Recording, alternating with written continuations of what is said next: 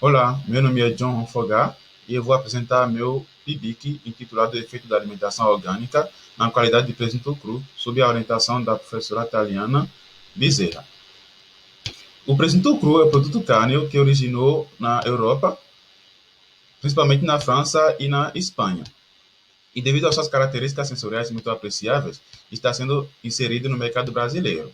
Segundo a legislação brasileira, o presunto cru é produto cárneo obtido do pernil ou corte de pernil de suínos, maturado e dessecado, adicionado de condimentos, podendo ou não ser curado e defumado, onde a presença de mofos é consequência natural do seu processo tecnológico e de fabricação. A alimentação ocupa cerca de 65% do custo de produção de suínos, e assim os produtores estão procurando meios para reduzir o custo, incorporando vegetais como frutas e hortaliças na dieta dos animais. Essa alimentação orgânica não reduz só o custo, mas também apresenta antioxidantes oriundos da presença dos compostos fenólicos, favorecendo assim a estabilidade da oxidação, melhorando a qualidade da carne e do produto final. Objetivou-se com esse projeto verificar a influência da alimentação orgânica em suínos com mistura de raças Landrace, Laje White, Duroc e Pietran, e posteriormente elaboração e avaliação de presunto cru.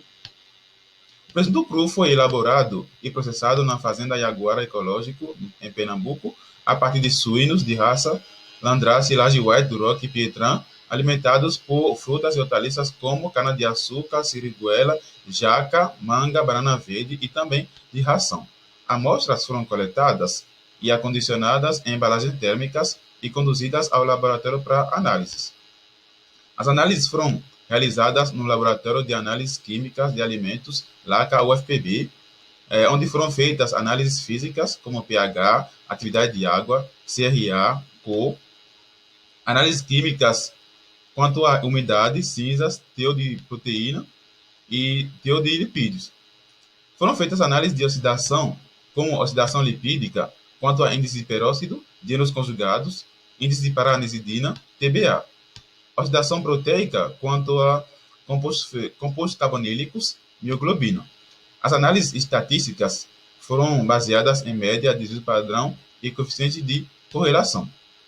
A avaliação física de presunto cru apresentou atividade de água que corroborou com a legislação, e os demais parâmetros mostraram-se satisfatórios, indicando a qualidade do presunto. A composição química do presunto cru apresentou teores de proteína e de lipídios que corroboraram com a legislação. Umidade e cinzas apresentaram teores satisfatórios para a qualidade do presunto cru.